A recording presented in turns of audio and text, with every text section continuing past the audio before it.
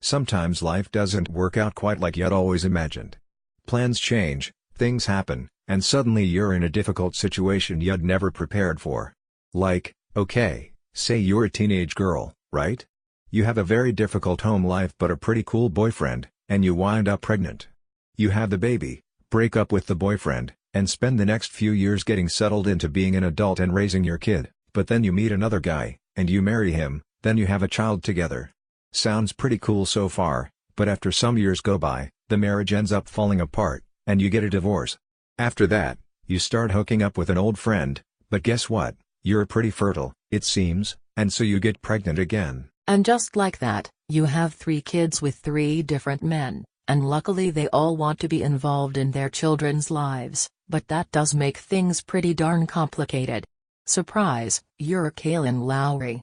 Kailyn is originally from Pennsylvania, and that's where she met Joe Rivera, the father of her first child, Isaac.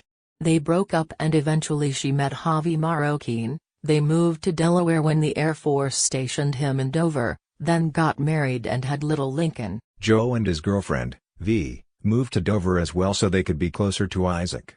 After Kailyn and Javi split, she started hooking up with Chris Lopez, a friend of hers from college. They both attended Delaware State University, which is located in Dover.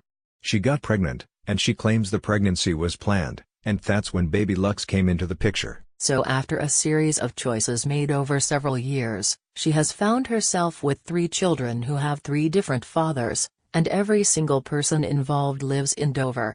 And she's just not down with that. "I wanna move out of Dover," she complained on Twitter over the weekend. "Middletown or Newark? There's nothing in Dover for me."